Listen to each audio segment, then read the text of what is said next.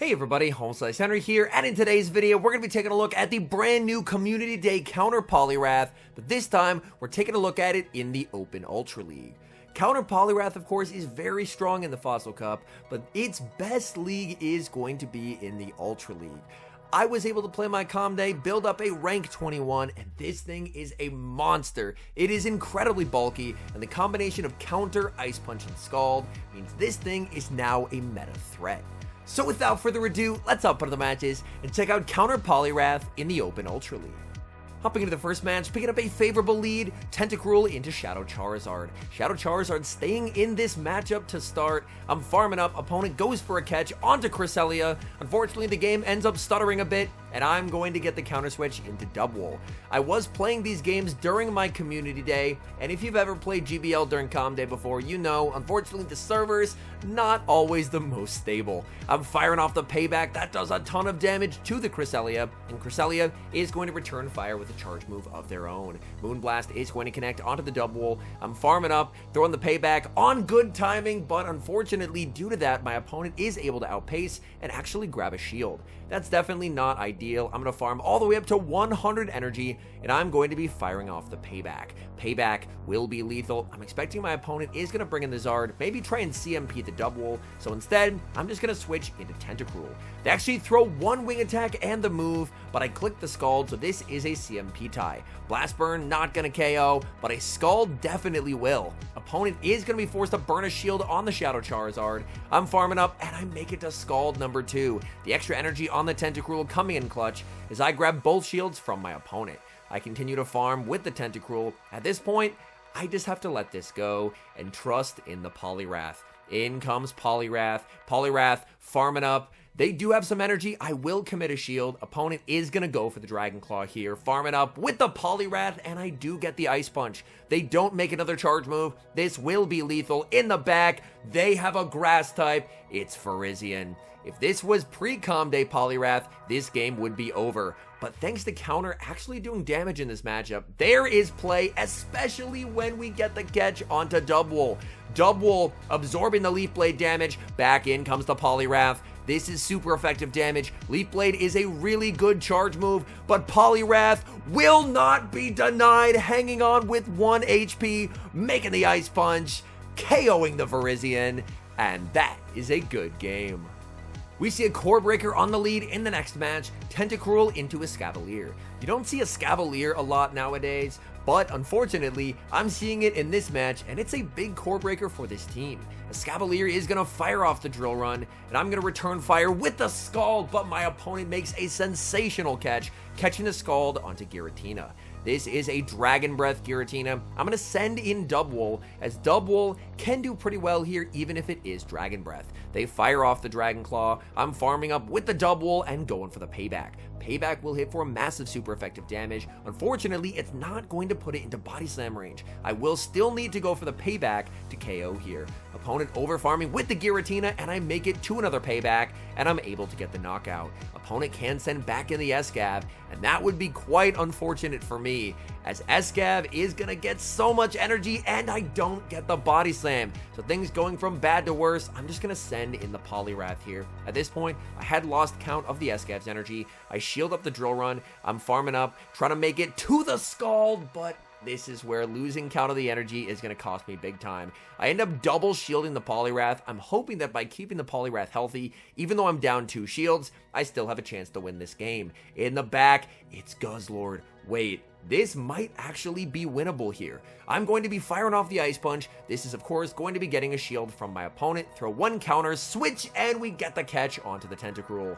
This will not KO. Opponent is going to undercharge the Dragon Claw. Look for the farm down, but Tentacruel able to hang on and make it to the Scald. This, of course, is resisted. They're going to let it go, and I get the attack debuff. That is huge. They're firing off the Dragon Claw. The question is, can Poliwrath counter down here? Dragon Claw connects. It's a race of the fast moves, and against all odds, Poliwrath secures the win.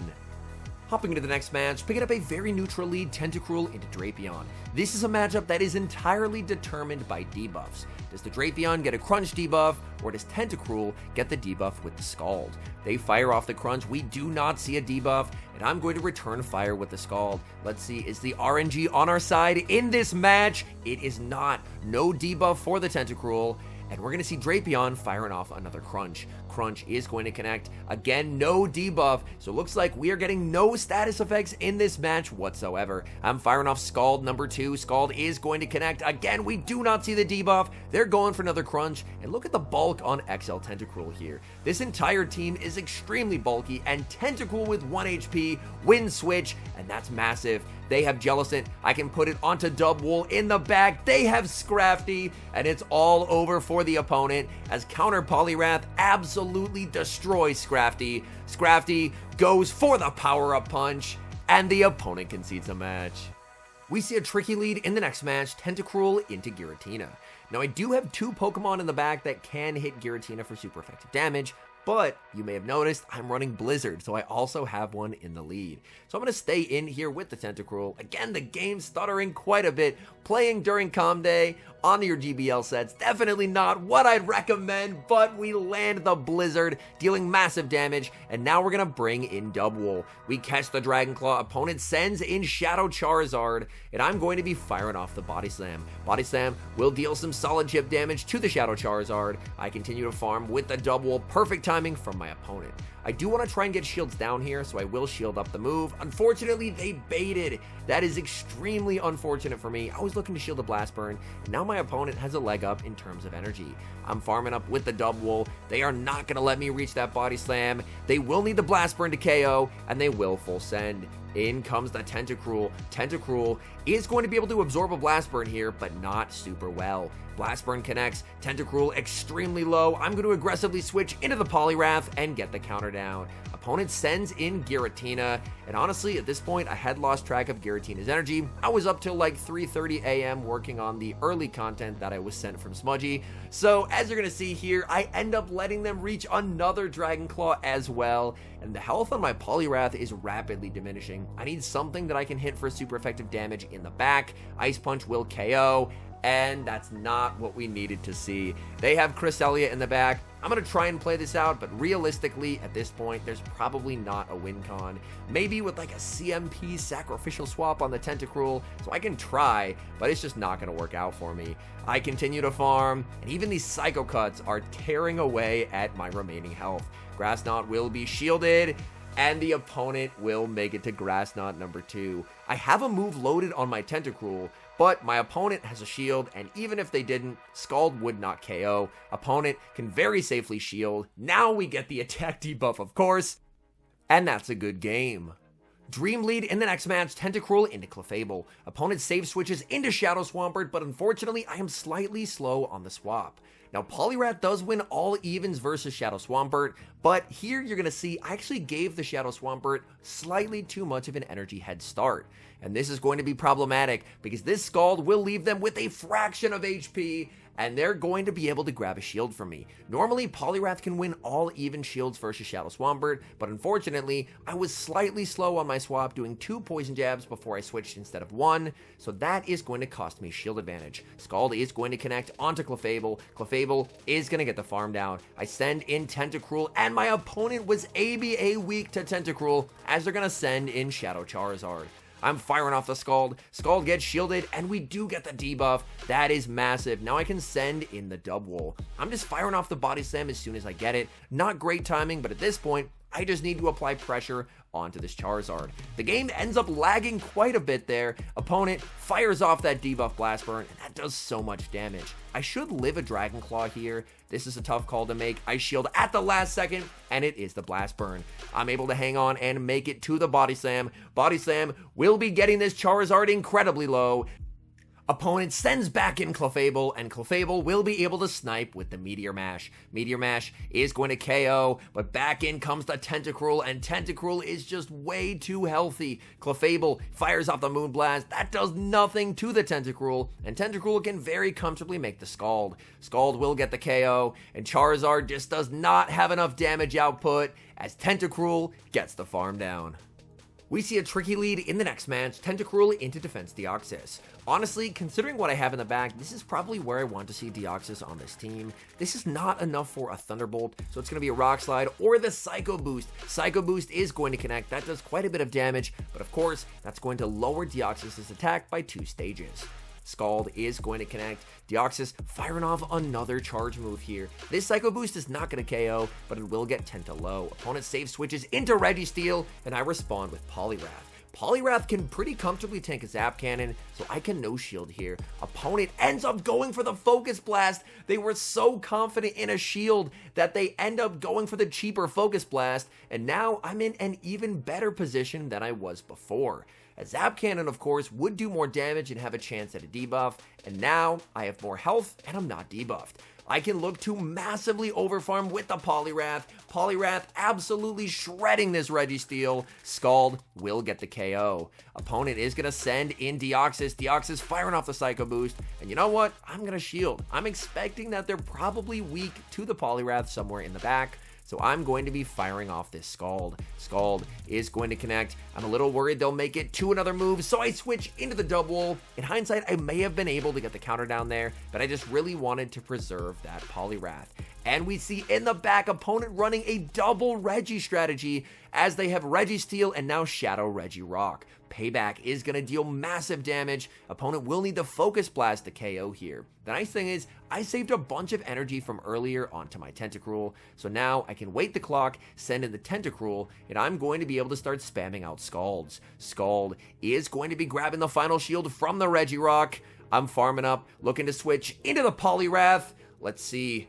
Did the opponent end up going for that Stone Edge? No, they go for the Focus Blast, but either way, they just do not have enough energy as Tentacruel gets the KO with the Scald.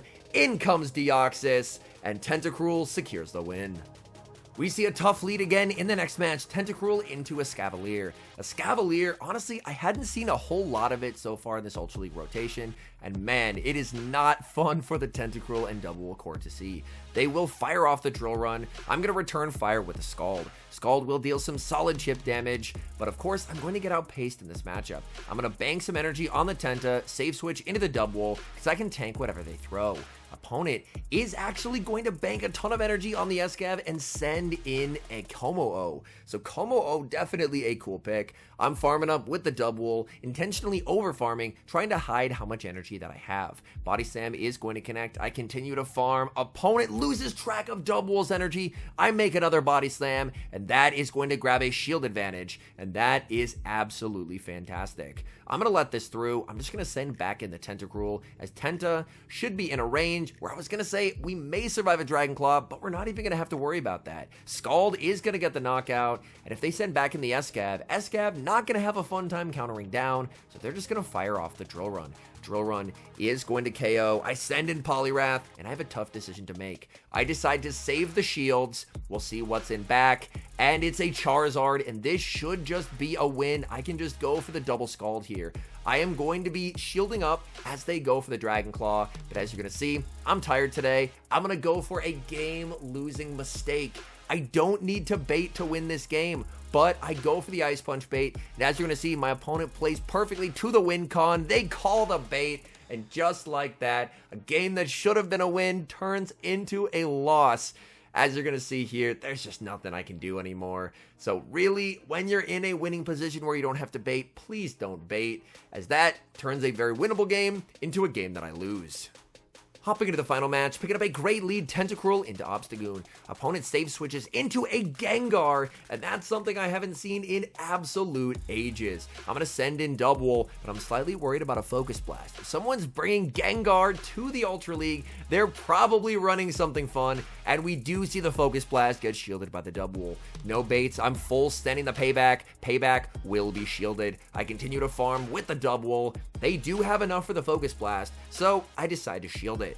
I get baited, and this is not good. I'm going to have to bait if I want to win the twos here. So I'm going to bait with the Body Slam, gets a shield from the Gengar, and Double, so spammy with Double Kick, makes it to the Payback, and Payback will be lethal. I'm going to pivot back into the Tentacruel here, and Obstagoon stays in this matchup. They're going for the Night Slash. Oh, they actually end up going for the Cross Chop there, and as you're going to see, that's going to be their version of bad manners. I don't know what they had in the back, but it didn't want to see Tentacruel. As you're going to see, they throw the resisted Cross Chop, and they concede the match. All in all, I highly recommend building Counter Poliwrath for the Open Ultra League. This is an incredibly powerful mon for the Open Ultra League. However, I would say it's well balanced. It's a mon that does have counters, so you can't expect to run it and just go 25-0 every set, but it's a very strong mon, and if you run it in a good team, you should see some very nice success. Anyways, thank you guys so much for watching. If you're enjoying the content, make sure to leave a like and subscribe to the channel if you haven't. And a special thank you as always to our members here on YouTube. The support you guys provide is absolutely incredible. So thank you guys oh so very much. And until next time, I've been HomeSliceHenry.